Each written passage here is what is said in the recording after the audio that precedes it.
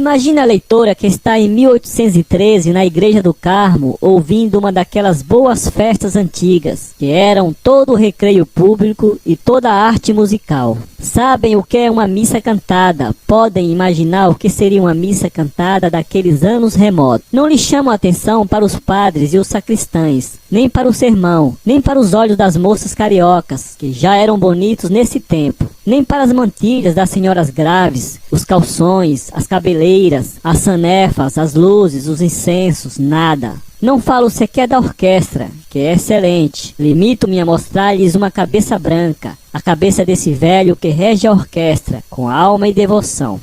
Chama-se Romão Pires, terá 60 anos, não menos. Nasceu no Valongo, ou por esses lados. É bom músico e bom homem. Todos os músicos gostam dele. Mestre Romão é o nome familiar. E dizer familiar e público era a mesma coisa em tal matéria e naquele tempo. Quem rege a missa é Mestre Romão. Equivalia a esta outra forma de anúncio anos depois.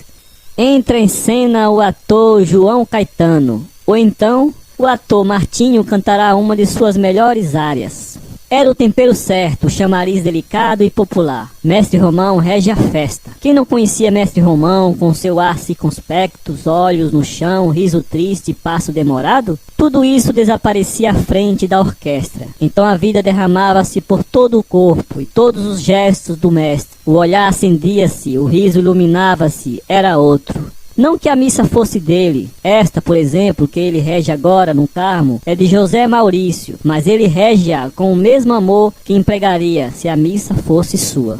Acabou a festa. É como se acabasse um clarão intenso e deixasse o rosto apenas alumiado da luz ordinária. Ele que desce do couro apoiado na bengala. Vai à sacristia beijar a mão aos padres e aceita um lugar à mesa do jantar. Tudo isso indiferente e calado. Jantou, saiu, caminhou para a rua da mãe dos homens, onde reside, com um preto velho, pai José, que é a sua verdadeira mãe, e que neste momento conversa com uma vizinha. Mestre Romão lá vem, pai José, disse a vizinha. Adeus, sinhá, até logo. Pai José deu um salto, entrou em casa e esperou o senhor, que daí a pouco entrava com o mesmo ar do costume. A casa não era rica naturalmente, nem alegre. Não tinha o menor vestígio de mulher, velha ou moça, nem passarinhos que cantassem, nem flores, nem cores vivas ou jucundas. Casa sombria e nua. O mais alegre era um cravo, onde o mestre Romão tocava algumas vezes, estudando. Sobre uma cadeira ao pé, alguns papéis de música, nenhuma dele. Ah, se mestre Romão pudesse, seria um grande compositor. Parece que há duas sortes de vocação, as que têm língua e as que as não têm.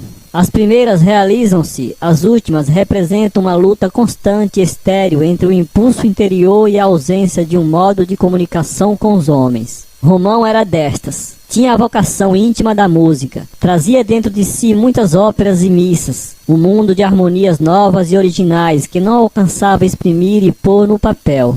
Esta era a causa única de tristeza de Mestre Romão. Naturalmente, o vulgo não atinava com ela. Uns diziam isto, outros aquilo. Doença, falta de dinheiro, algum desgosto antigo, mas a verdade é esta. A causa da melancolia de Mestre Romão era não poder compor, não possuir o meio de traduzir o que sentia. Não é que não rabiscasse muito papel e não interrogasse o cravo durante horas, mas tudo lhe saía informe, sem ideia nem harmonia. Nos últimos tempos tinha até vergonha da vizinhança e não tentava mais nada.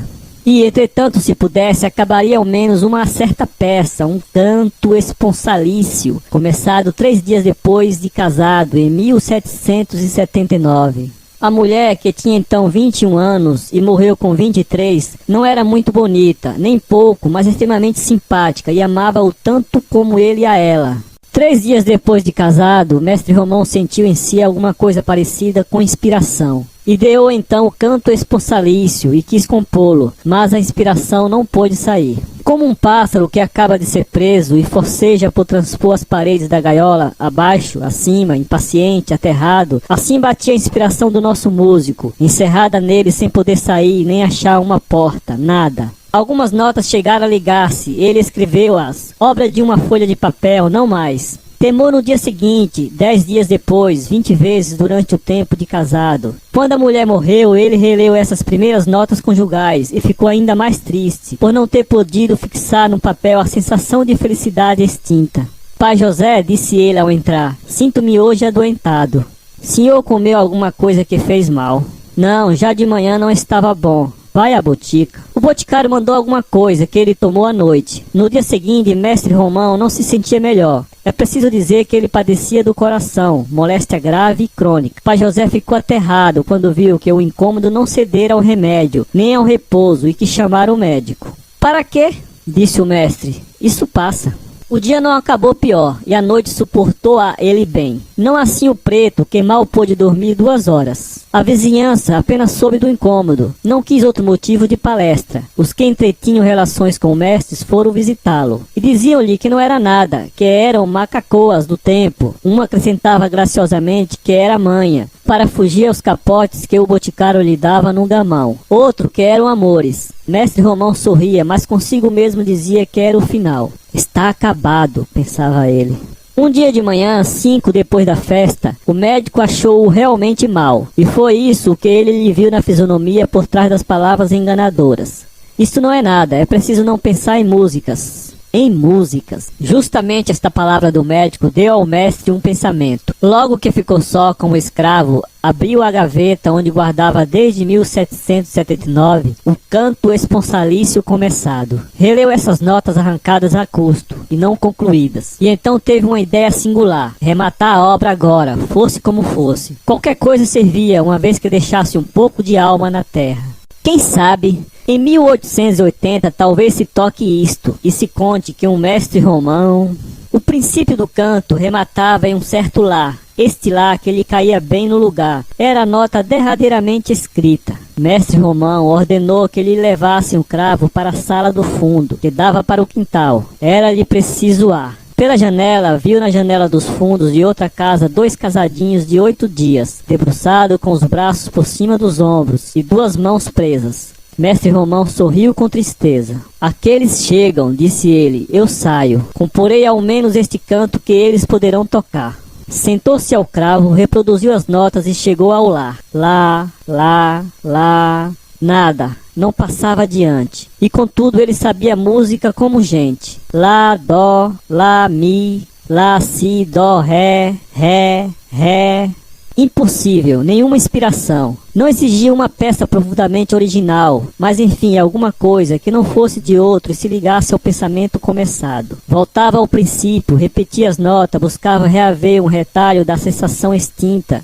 Para completar a ilusão, deitava os olhos pela janela para o lado dos casadinhos. Estes continuavam ali, com as mãos presas e os braços passados nos ombros um do outro. A diferença é que se miravam agora, em vez de olhar para baixo. Mestre Romão, ofegante da moléstia e de impaciência, tornava o cravo. Mas a vista do casal não lhe suprira a inspiração, e as notas seguintes não soavam. Lá, lá, lá... Desesperado, deixou o cravo, pegou do papel escrito e rasgou-o. Nesse momento, a moça, embebida no olhar do marido, começou a cantarolar à toa, inconscientemente, uma coisa nunca antes cantada nem sabida, na qual coisa um certo lá trazia após si uma linda frase musical, justamente a que mestre Romão procurava durante anos sem achar nunca. O mestre ouviu-a com tristeza, abanou a cabeça e à noite expirou.